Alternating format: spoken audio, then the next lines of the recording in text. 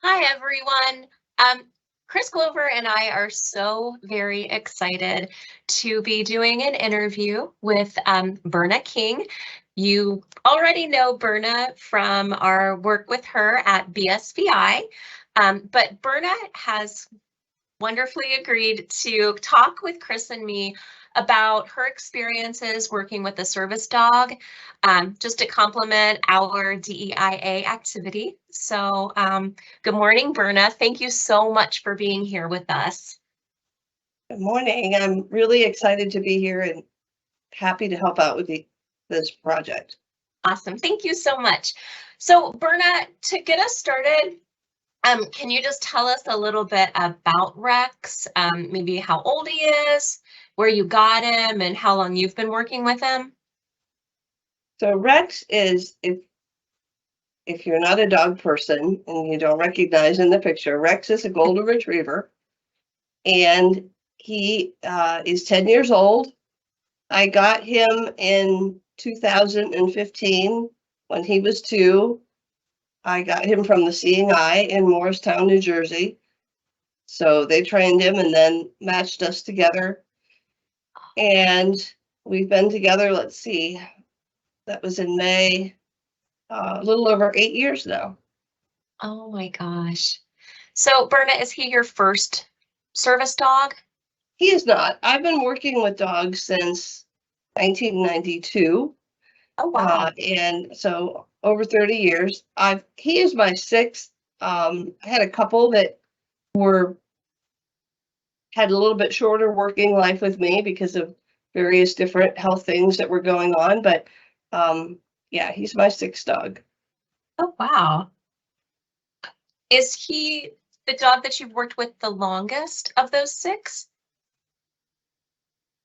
No. No? Well, not yet, anyway. We'll see, because we're still working together. No, I worked with 2 of my dogs for just around 9 years. Actually, one was a little bit more than 9 years, I think. Oh, wow. So Berna, of those 6 dogs, have they all been males or have you worked with males and females? Now, I've had 3, oh, I never thought about it. 3 females and 3 males. Well, that's nice and balanced. That's Yeah. really nice and balanced. That's so cool. So Chris, I know you wanted to ask some just about like what life at home is like with Rex. It just like questions that we, Berna, had as we were doing our research and just wondering. So Chris, I'll let you ask the questions you wanted to ask. Yeah, and just before I get started on that, Berna, you said you had 6 dogs before. Have they all been golden retrievers? No, I've had 4 Goldens, 1 Lab Golden Cross, and 1 German Shepherd. And so of those, what's your favorite breed? Well, I'm partial to the Goldens, but my Lab Golden Cross was a very good guide as well, and so I have no complaints about her. But I'm one of the Golden devotees. Hair and all. Nice. Okay, so I was curious, what is Rex like when he's not working? So for guide dogs, especially among the service dog world, there is a very clear distinction between work and non-work or off-duty. And when his harness is on, he wears the harness that you can see in the picture, then that is work mode. And you can tell a very noticeable change happens when I put the harness over his head. He becomes more serious. His ears come up. He's ready to go. He's looking at me, paying attention to what I'm going to ask him to do first.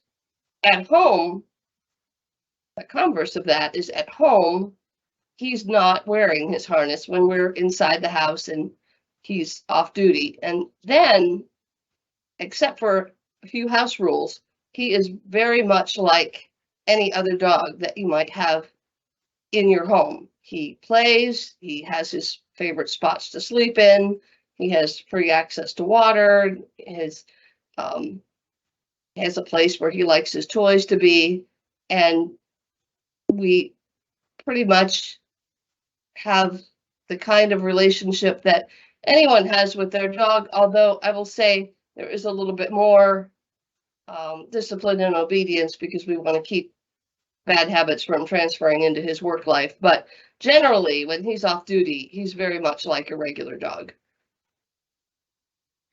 Nice. Thank you so much. That's awesome. I also was curious, when you got paired with your first dog, Berna, what kind of training did you have to do?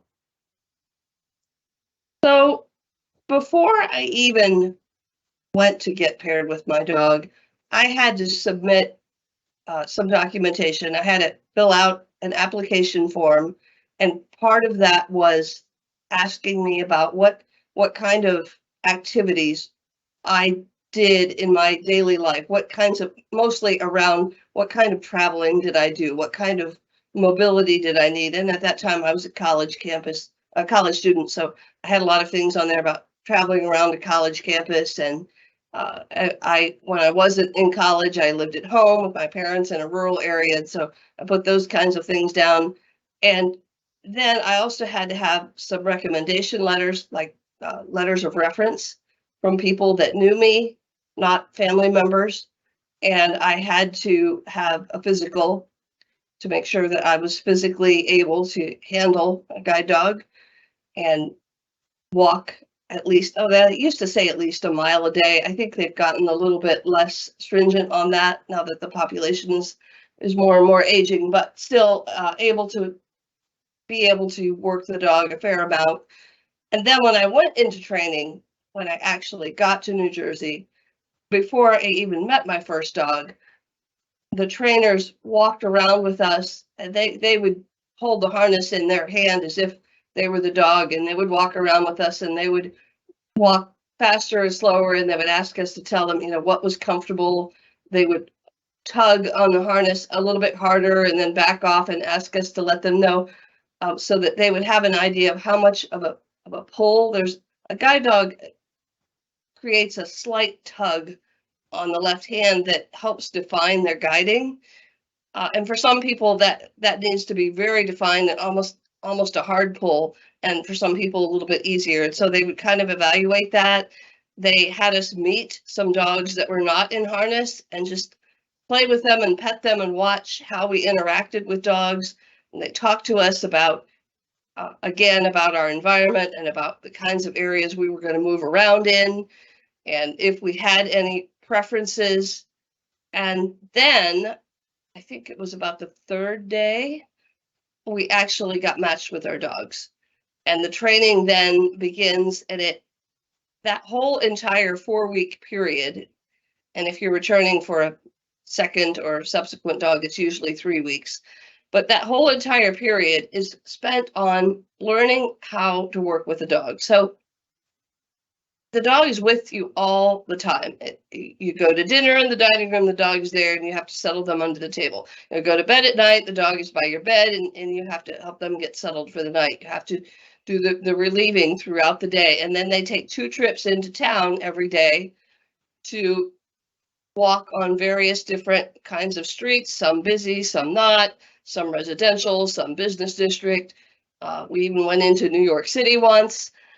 Because we were real close there in Morristown, New Jersey, and got to take the subway and work in crowds. We went into stores and restaurants, all the kinds of things that you have to do when you're traveling about independently. We practiced. With that first dog, I went on to a college campus that was nearby. We practiced working some of those open areas that college campuses have with lots of buildings around a sort of wide open court, and we worked on that. So there's a structure to it that everyone works on that involves various different kinds of street crossings and obstacles and distraction work. Like, what do you do when somebody comes along with a really bouncy dog on a long leash and you have to keep your dog focused, at that sort of thing. And then the second part of the training is kind of tailoring it to what your life is actually like. And they ask you about that, and they try to give you experiences that are going to be similar to what you're going to have when you get home. That is fascinating. I mean, fascinating, interesting information. And you even went into kind of what my next question was, which was when you retire a dog, what's the next training like in the process for working for that new dog? And I heard you mention that it's like a 3-week process then for working with another Yes. dog. Yes, so everyone arrives at the same day. They have a 4-week class period. Everyone arrives the same day. Those that are getting not their first dog leave a week earlier than those who are getting their first dog. And there's also, when you go to apply for a second dog, you have to fill out that same form because your life circumstances may have changed.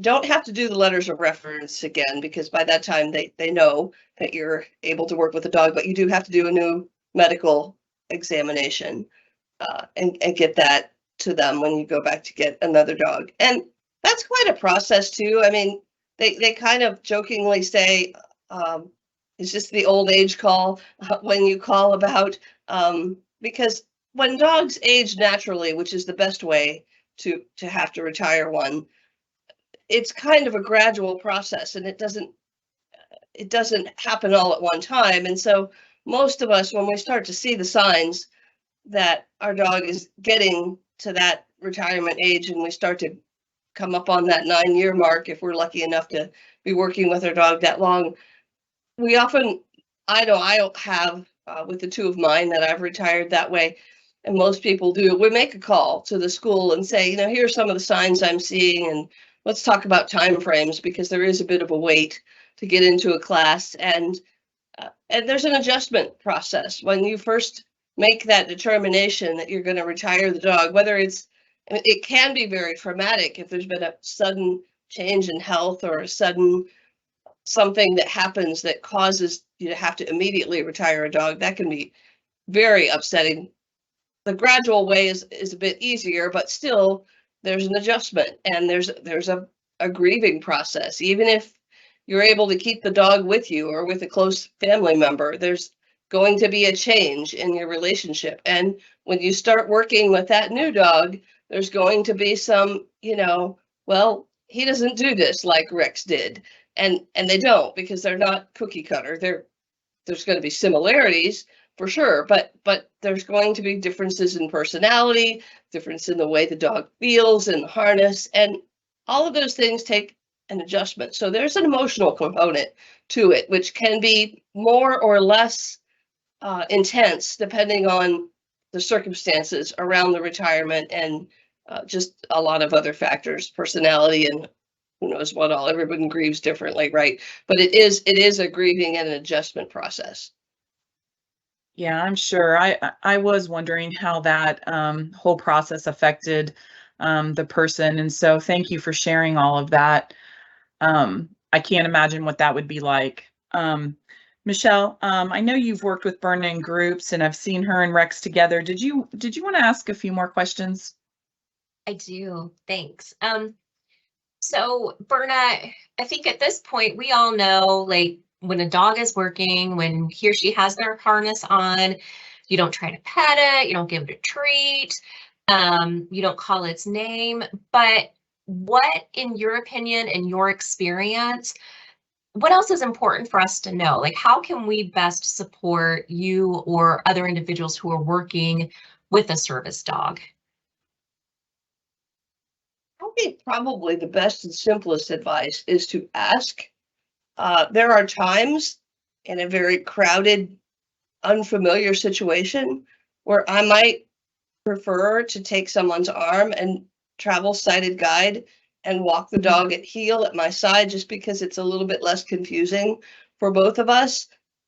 There are times when I might follow someone if we are in, a good example of this is if I ask for assistance in a store or a doctor's office and the person's going to walk ahead of me, I have the dog follow them. They know a follow command.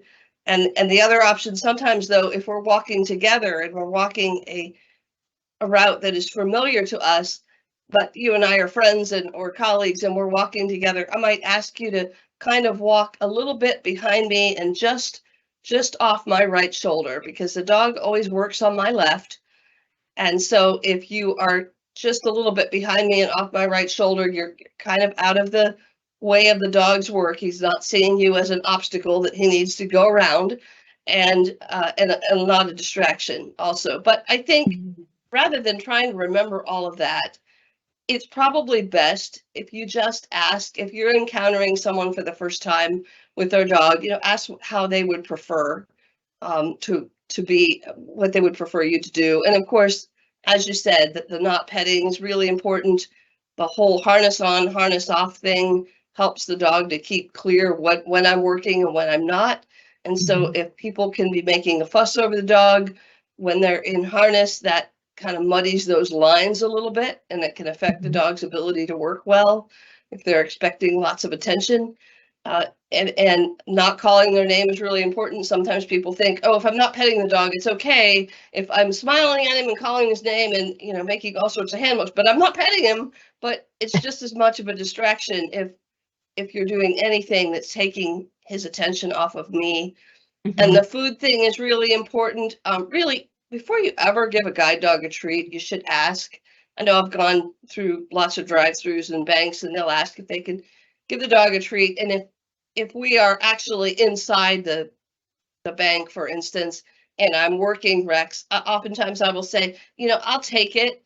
And when we get in the car and he can settle down and not be working, I'll give it to him. And so it's always important to ask. We never, ever, ever, we shouldn't ever anyway, be giving people food, because our dogs have to behave in situations where we are in social situations where there's food. That's asking a lot of any dog. If you think about, if you have pets at home and you think about how your dogs can be, I mean, I've even caught Rex counter surfing more than once. It happens, but with a guide dog, you really have to discourage that, because you have to be in restaurants and, social occasions at work and so on, where there's food. We all socialize around food, right? And so we are asking a lot of our dogs to not be putting their noses on the table, not be grabbing things that other people are going to want to eat, and generally to behave. And so we make that a lot harder for them if we set up a situation where sometimes it's okay to have people food and sometimes it's not. So really, really, we discourage anything but dog treats. And if you would like to do that, you really need to ask before you do that. That's interesting that you say that. So a while ago, I got to observe Kelly Jordan and Julie Wood do a disability etiquette training for a bank. And they were just talking about ways to make just like the interior of the bank more accessible for their employees, but also for customers. And one thing that they talked about was they specifically asked, because, we talk about how to, how to interact, or I guess maybe more so like not interact with a service dog who's working. And they said, we love to give treats to dogs, and what should we do? And I loved that they asked that, because like we all want to give dogs love and attention, but we want to make sure that we're doing it in a way that's not going to be detrimental to the dog's training or like put you at risk. Right. So that's good to know that, like what we're telling people is accurate, but also just, good to know that that's, the right way to do it. So thank you for that. And then I think, like, to wrap up, Berna, what's the best thing about working with a service dog? What have you found to be the most enjoyable thing about it? I think the dog gives me a real sense of confidence, especially crossing streets, or I've been able to teach him, sometimes with a little sighted assistance, sometimes on my own, to find various doorways or entrances to places that might be across wide open areas, parking lots and things that are very hard to define because there's nothing to follow. And so what he can see and do for me gives me a lot of confidence being able to cross the street straight, being able to, what he's able to do in traffic. If I start across the street and someone makes a right on red in front of me, which by the way is illegal, but if they do it anyway, because I'm a pedestrian, he will stop, let that car go on, and then complete the crossing.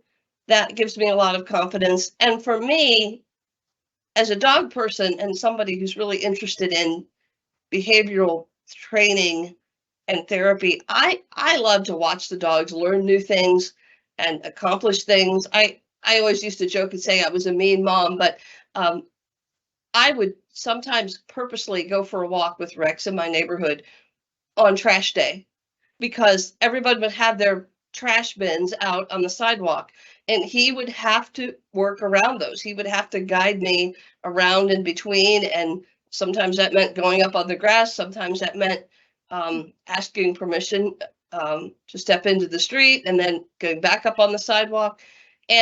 But it was great to watch him do that, and he got so excited when he did a good job. So I taught him to find my own recycle crate because they just throw it when they dump it. And so I taught him using treats and a clicker. I taught him to find it for me so that he loves trash day because I'll get the treats and say, okay, let's go do your job. And he will, no matter where that crate is, he will race down the driveway and go right to it. And so I just have really enjoyed that partnership, I think. I will say it is a lot of work. You are 24/7 with another living, breathing being. That's your partner, that's your buddy, and in some ways that's your kid. You're responsible for their care, and you have to go out no matter whether the weather, you have to feed them and care for them whether you feel good or not.